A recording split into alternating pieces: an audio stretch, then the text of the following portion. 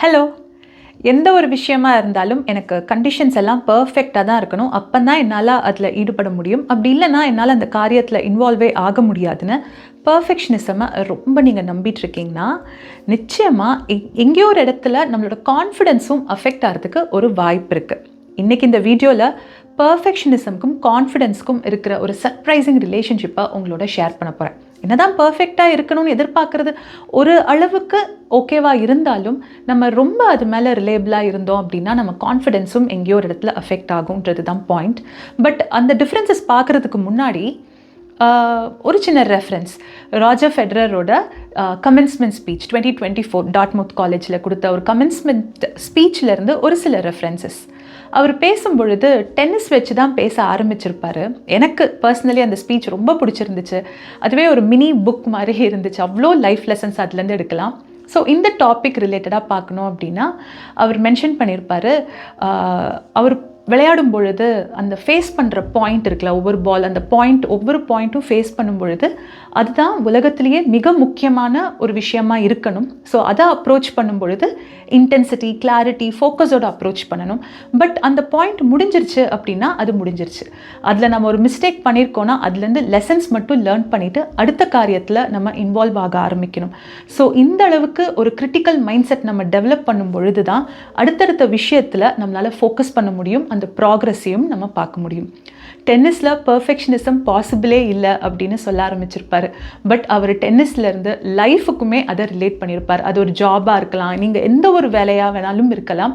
நீங்கள் எடுத்துக்கிட்ட காரியத்தில் அதில் இன்வால்வ்டாக இருக்கும் பொழுது அதுதான் உலகத்திலே மிக முக்கியமான விஷயம்னு நீங்கள் பார்த்து உங்களோட இன்வால்வ்மெண்ட்டோட அந்த ஒர்க் செய்யணும். பட் ஒன்ஸ் அது முடிஞ்சிருச்சு அப்படின்னா அதுலேருந்து கற்றுக்கிட்ட பாடத்துலேருந்து அடுத்த வேலையில் தான் நம்ம ஈடுபடணும் அப்படின்னு. ஸோ பர்ஃபெக்ஷனிசமாக எப்போவுமே நம்ம ரொம்ப எதிர்பார்க்க முடியாது, ரொம்ப ரிலை பண்ண முடியாதுன்னு. But I knew what I had to do. Keep working and keep competing. In tennis, perfection is impossible. And here's why I'm telling you this. When you're playing a point, it has to be the most important thing in the world, and it is. But when it's behind you, it's behind you. This mindset is really crucial because it frees you to fully commit to the next point and the next point after that with intensity, clarity, and focus. The truth is, whatever game you play in life, sometimes you're going to lose. A point, a match, a season, a job. It's a roller coaster with many ups and downs. So, perfection, confidence. இதுக்கான relationship. இந்த ரிலேஷன்ஷிப்பை நான் basically ஒரு 5 ஆஸ்பெக்ட்ஸில் உங்களோட share பண்ணலான்னு இருக்கேன்.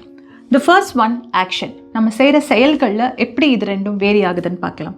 இப்போ செயல்கள்னு பார்க்கும் பொழுது எதையுமே நான் பர்ஃபெக்டாக செய்யணும்னு ஆரம்பித்தோம், அந்த ஒரு மைண்ட் செட்டில் தான் நம்மளோட ஸ்டார்டிங் பாயிண்ட்டே இருக்குது அப்படின்னா எந்த ஒரு சின்ன சின்ன ப்ராக்ரஸ், அடுத்த ஒரு சின்ன ஸ்டெப் எடுத்து வைக்கும் பொழுதும் நிறைய நம்மளுக்கு ஹேர்டில்ஸ் இருக்கிற மாதிரி இருக்கும். ஏன்னா நம்மளுக்கு எல்லா கண்டிஷன்ஸும் பர்ஃபெக்டாக இருக்கணும் அப்படின்ற ஒரு எதிர்பார்ப்பு இருக்கும் பொழுது ப்ராக்டிக்கலி அந்த மாதிரி இருக்கிறது கொஞ்சம் கஷ்டம்தான். மேபி அதுக்கு டிலே ஆகலாம், மேபி அதுக்கு நிறைய சேலஞ்சஸ் வரலாம். ஸோ அந்த நெக்ஸ்ட் ஸ்டெப் ஃபார்வர்டுன்றது கொஞ்சம் டிஃபிகல்ட்டாக இருக்கும். ஆனால் கான்ஃபிடென்ஸ் எய்ம் பண்ணி நீங்கள் பண்ணணும் அப்படின்னா it will help you to start things. பர்ஃபெக்டாக இல்லாட்டி கூட, கண்டிஷன்ஸ் பர்ஃபெக்டாக இல்லாட்டி கூட பரவாயில்ல, நான் இந்த காரியத்தை என்னால் முடிஞ்ச வரைக்கும் என்னோட பெஸ்ட்டை கொடுக்குறேன்னு நம்ம எடுத்துக்கிட்டு செய்யும் பொழுது நிச்சயமாக அங்கே கான்ஃபிடென்ஸ் பூஸ்ட் ஆகிறதுக்கு சான்ஸ் இருக்குது. ரெண்டாவது கேட்டகரியில் மிஸ்டேக்ஸ் நம்ம எப்படி ஹேண்டில் பண்ணுறோம். எல்லாமே பர்ஃபெக்டாக இருக்கணும் அப்படின்ற ஒரு மைண்ட் செட் இருக்கும் பொழுது நம்ம ரொம்பவே கேர்ஃபுல்லாக இருப்போம். ரொம்ப கேர்ஃபுல்லாக இருக்கும் பொழுது என்ன ஒரு பிரச்சனை அப்படின்னா நிறைய ரிஸ்க்ஸ் அவாய்ட் பண்ணிடணும் அப்படின்னு ஒரு டிஃபென்சிவ் மைண்ட் செட்லேயே நம்ம அப்ரோச் பண்ணும் பொழுது மேபி சில நேரத்தில் சில ஒரு ரேர் ஆப்பர்ச்சுனிட்டிஸ், சின்ன சின்ன சான்சஸ் மிஸ் ஆகிறதுக்கு கூட வாய்ப்பு இருக்குது. பட் அதே இது ஓகே, நான் எது செஞ்சாலும் கான்ஃபிடென்ட்டாக இருக்கணும் அப்படின்ற ஒரு மைண்ட் செட் டெவலப் பண்ணணும்னு சொல்லி அப்ரோச் பண்ணும்போது நம்ம செய்கிற மிஸ்டேக்ஸை நம்ம எம்ப்ரேஸ் பண்ணுவோம். அந்த எம்ப்ரேஸ்ன்றது பேசிக்கலி அக்செப்ட் பண்ணிப்போம். ஓகே, நான் என்னோட பெஸ்ட் எஃபர்ட்டை நான் போடுறேன், பட் இதில் ஏதாவது மிஸ்டேக் இருந்தாலும் என்னால் அதை அக்செப்ட் பண்ணிக்கக்கூடிய எபிலிட்டி எனக்கு வரும். அந்த மிஸ்டேக்லேருந்து லெசன்ஸ் லேர்ன் பண்ணுறதுக்கும் நான் ரெடியாக இருப்பேன்.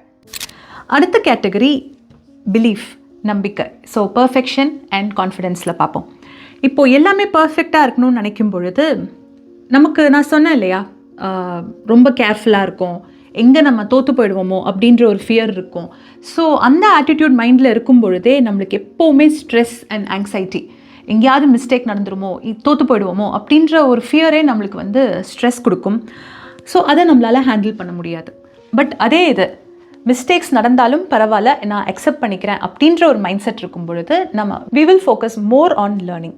ஸோ அந்த நேரத்தில் நம்மளோட செல்ஃப் பிலீஃப், நமக்கு இருக்கிற அந்த நம்பிக்கை கொஞ்சம் கொஞ்சமாக டெவலப் ஆக ஆரம்பிக்கும். அந்த நம்பிக்கை இருக்கும் பொழுதே முக்கியமாக நம்மளால் புது விஷயங்களை ட்ரை பண்ணுறதுக்கு நம்ம தயாராகும்.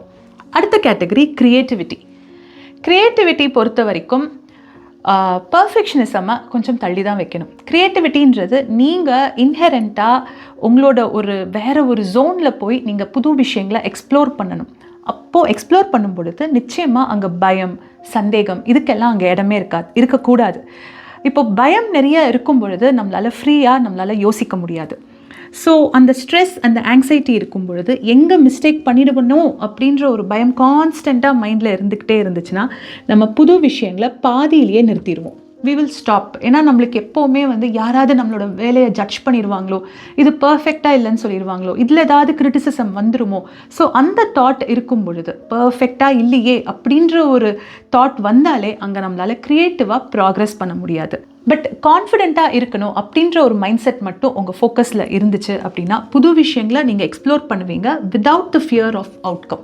என்ன ரிசல்ட் வரும், நான் செய்கிற வேலையில் நான் க்ரியேட்டிவாக இன்வால்வ் ஆகி இவ்வளோ காரியங்கள் செய்கிறேனே, நான் செய்கிற வேலையோட அவுட்கம் என்னவா இருக்கும் அப்படின்ற ஒரு பயம் இல்லாமல் ஃப்ரீ மைண்ட் செட்டோட நம்மளால் அந்த காரியங்களை அப்ரோச் பண்ண முடியும். அண்ட் அடுத்த கேட்டகரி க்ரோத், வளர்ச்சி வகையில் பார்க்கும் பொழுது பர்ஃபெக்டாக இருக்கணும், எல்லாமே கரெக்டாக இருக்கணும், கண்டிஷன்ஸ் எல்லாம் பர்ஃபெக்டாக இருந்தால் தான் நான் செய்வேன் அப்படின்ற ஒரு ஆட்டிடியூட் இருக்கும் பொழுது ரொம்பவே பயப்படுவோம் சின்ன விஷயங்கள் முயற்சி பண்ணுறதுக்கும். ஸோ அதனாலேயே நம்ம கற்றுக்கிறதுக்கு தயாராக இருக்க மாட்டோம். நம்மளுக்கு வந்து ஏதாவது ஒரு கிரிட்டிசிசம் வந்தாலே ஓகே அதில் என்ன விஷயம் சொல்கிறாங்க, அதில் நான் ஏதாவது டெவலப் பண்ணிக்க முடியுமா அப்படின்னு யோசிக்கிற அளவுக்கு நம்ம தயாராக இருக்க மாட்டோம். எந்த ஒரு கிரிட்டிசிசமும் ரொம்ப கிரிட்டிக்கலாக நம்மளை ஹர்ட் ஆகும், ரொம்ப பர்சனலாக நம்ம அதை எடுத்துப்போம். ஸோ ஒன்ஸ் நம்ம அந்த பர்சனலாக ஹர்ட் ஆகிட்டோம் அப்படின்னாலே அந்த ப்ராக்ரெஸ் வந்து நடுவுலையே ஸ்டாப் ஆயிரும். நம்ம வந்து அடுத்த அடி எடுத்து வைக்கிறதுக்கு நமக்கு வந்து ஒரு டவுட் வர ஆரம்பிச்சிடும், அந்த செல்ஃப் டவுட் உள்ளே வந்துடும். பட் அதே இது கான்ஃபிடென்ட் மைண்ட் செட்டை மட்டும் நீங்கள் ஃபோக்கஸ் பண்ணிங்க அப்படின்னா சின்ன ஒரு ப்ராக்ரெஸ்ஸாக இருந்தாலும் நிறைய சந்தோஷம் ஃபீல் பண்ண ஆரம்பிப்போம். அதுவே நமக்கு நிறைய பூஸ்ட் கொடுக்கும் அடுத்தடுத்த ஸ்டெப்ஸில் ப்ராக்ரெஸ் ஆகிறதுக்கு. ஸோ பர்ஃபெக்ஷனாக இருக்கணுமா இல்லை கான்ஃபிடென்ட்டாக இருக்கணுமான்னு யோசிச்சு பாருங்கள். இந்த நேரத்தில் ஏபிஜே அப்துல் கலாம் அவர்கள் சொன்ன ஒரு கோட் எனக்கு ஞாபகம் வருது, அதுவும் ஷேர் பண்ணணும்னு நினைக்கிறேன்.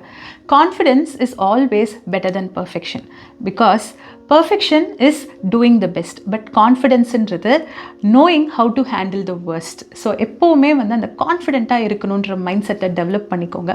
பட் அந்த ஜேர்னியில் பர்ஃபெக்ஷனிசமை கொஞ்சம் பேக் சீட்டில் வைக்கலாம், அதனால தப்பு கிடையாது. நம்ம வளரும் பொழுது கொஞ்சம் நம்ம அப்ஸ் அண்ட் டவுன்ஸ் இருக்கிறதையும் எம்ப்ரேஸ் பண்ணிக்கிட்டு அந்த க்ரோத்தில், அந்த ப்ராசஸில் ஃபோக்கஸ்டாக இருங்க. மறுபடியும் ராஜர் ஃபெடரரோட ஒரு கோட் தான், இன்டென்சிட்டி, கிளாரிட்டி அண்ட் ஃபோக்கஸ். எந்த ஒரு காரியமாக இருந்தாலும் எடுத்துக்கிட்ட காரியத்தில் ஈடுபடும் பொழுது இந்த 3 ஆட்ரிபியூட்ஸை மைண்டில் வச்சுக்கோங்க.